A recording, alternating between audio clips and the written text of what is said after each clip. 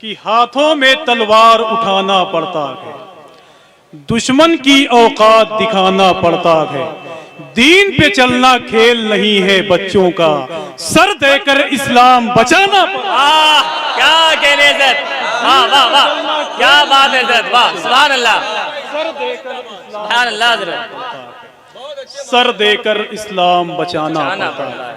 ابھی 2 ہفتہ پہلے اللہ کا شکر ہے کہ سرکار غریب نواز کی بارگاہ میں تھا تو مجھے یاد آیا یہی وہ زمین ہے کہ جہاں اکبر بادشاہ نے بھی دامن بچھا کے بھیک مانگی کہ کڑکتی دھوپ میں چل کر وہ چھاؤں چھاؤں آتا ہے، وہ سب کچھ بھول جاتا ہے جو تیرے گاؤں آتا ہے۔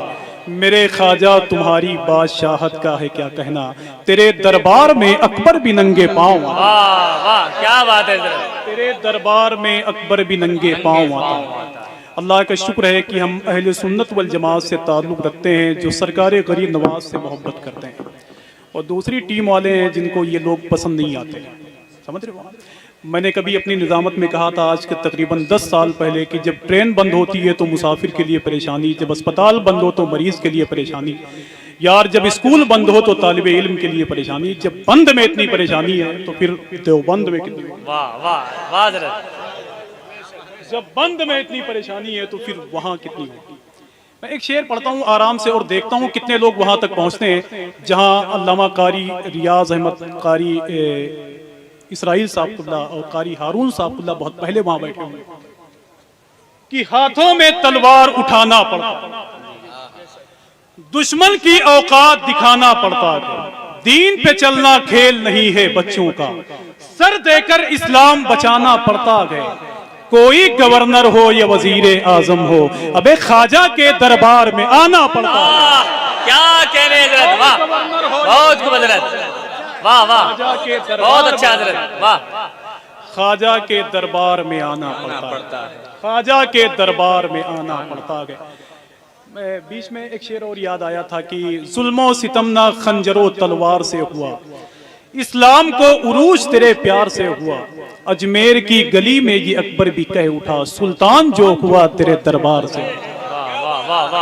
سلطان جو ہوا تیرے دربار سے، سلطان جو ہوا تیرے دربار سے ہوا۔ محترم حافظ محمد الطاف صاحب اللہ نے خوبصورت کلام پڑھنے کا شرف حاصل کیا، میرے بھائی کوثر برکاتی صاحب کا لکھا ہوا وہ کلام ہے۔ میں نے کبھی کوثر بھائی کا ایک کلام پڑھا تھا اور ہندوستان کی محفلوں میں بڑا مشہور ہوا تھا وہ کہ رب کے محبوب کی دہلیز پہ جاؤ جاؤ، واہ واہ واہ، زخم دل شاہ مدینہ کو سناؤ جاؤ، غوث اعظم سے سرے حشر کہیں گے آقا، جام کوثر کا مریدوں کو پلاؤ جاؤ، واہ کیا کہنے غوث اعظم کو سرے حشر کہیں گے آقا، جام کوثر کا مریدوں کو پلاؤ جاؤ، میرے آقا نے علم دے کے یہ حیدر سے کہا انگلیوں پہ در خیبر کو نچاؤ جاؤ، واہ کیا کہنے حضرت، واہ واہ بہت خوب جی، یہ حیدر سے انگلیوں پہ در خیبر کو نچاؤ جاؤ۔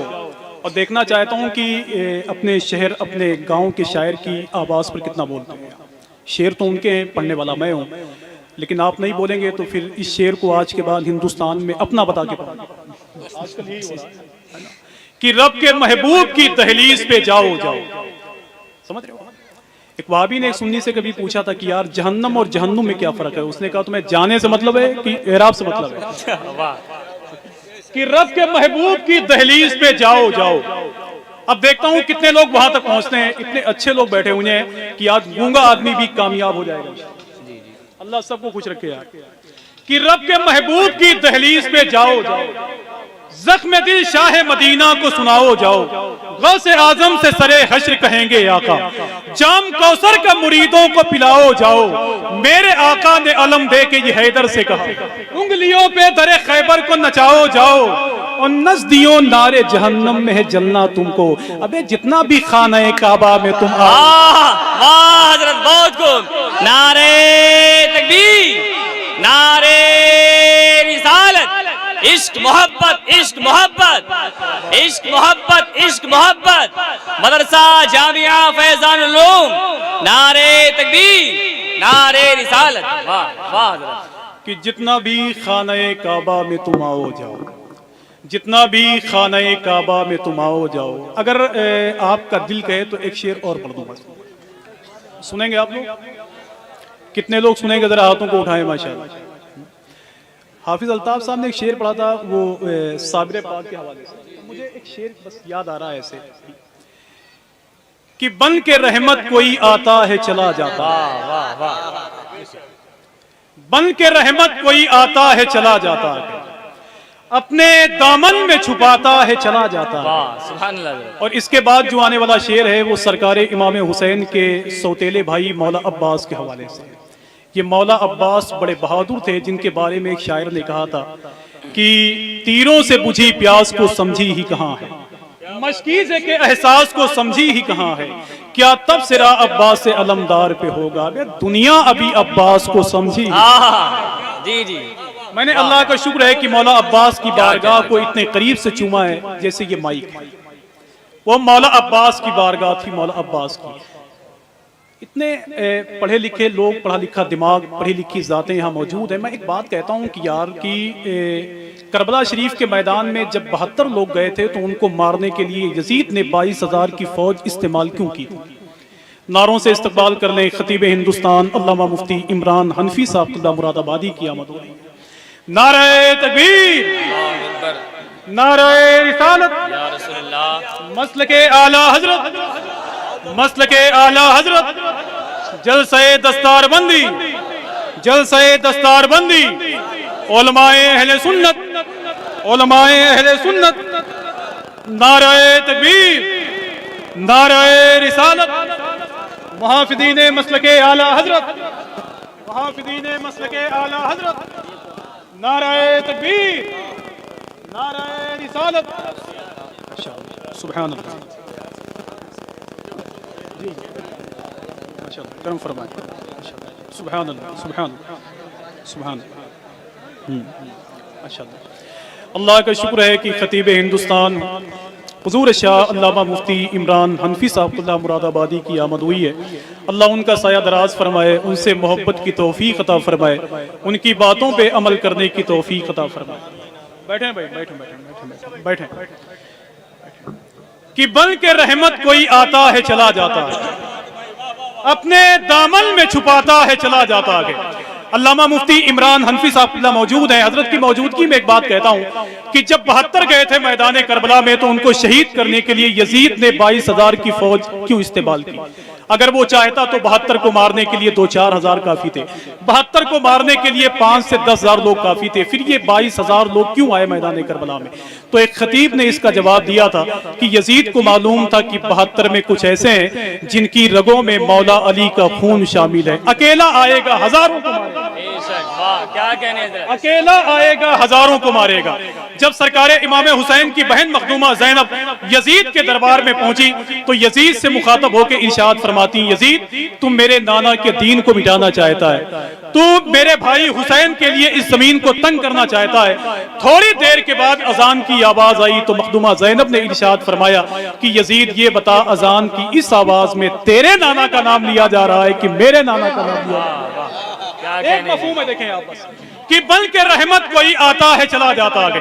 ذرا ہاتھوں کو اٹھائیں اور مل کے بولیں لبیک یا حسین، لبیک یا حسین، اور مل کے بولیں لبیک یا حسین۔ آج اسی محفل میں بیٹھ کے آپ کہیں کہ کانٹوں کی رکاوٹ سے کلی بھی نہیں رکتی، سیاد سے پھولوں کی خوشی بھی نہیں رکتی، کیا روکو گے تم ذکر حسین ابن علی کو؟ ابے تم سے تو ایک عسکر کی ہنسی بھی نہیں۔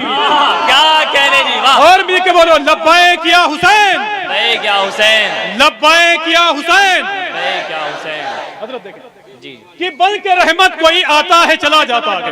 دیکھتا ہوں کہ کربلا کی زمین پر شعر سن کر کتنے لوگ اپنی آواز کو بلند کرتے ہیں۔ علامہ سلمان فریدی نے مسقط عمان سے کہا تھا زمین فلک مہو اختر حسین والے، یہ کائنات کے منظر حسین والے ہیں، ہوا سے کہہ دو کہ آ جائے آندھیاں لے کر میرے چراغ کے تیور حسین والے۔ کیا کہنے جی، ہم لوگوں نے اپنی آواز کو، اپنے نعرے کی آواز کو کم کیے، تب دشمنوں نے، ہمارے مخالفوں نے اپنی آواز کو بلند کیا ہے۔ ہم لوگوں نے اپنے نعرے کی آواز کو کم کر دی تو مخالفوں کو موقع مل گیا کہ وہ اپنی آواز کو بڑھانے لگے. یار یہی بیٹھ کر محفل میں کہتے رہو نہ میں تحریک چھوڑوں گا نہ میں قرآن چھوڑوں گا نہ اس مٹی کو چھوڑوں گا نہ یہ پہچان چھوڑوں گا.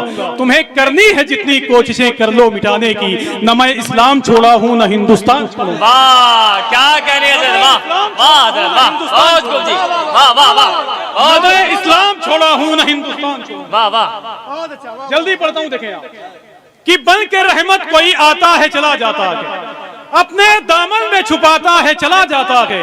سخت پہرے میں بھی عباس علمدار وفا پانی چلوں میں اٹھاتا ہے چلا جاتا ہے. کیا کہنے جی, سخت پہرے میں بھی عباس علمدار وفا پانی چلوں میں اٹھاتا ہے چلا جاتا ہے. اور میرا صابر وہ ولی ہے کہ جنازہ اپنا خود ہی آتا ہے پڑھاتا ہے چلا جاتا ہے. واہ کیا خود ہی آتا ہے پڑھاتا ہے چلا جاتا ہے. آئیے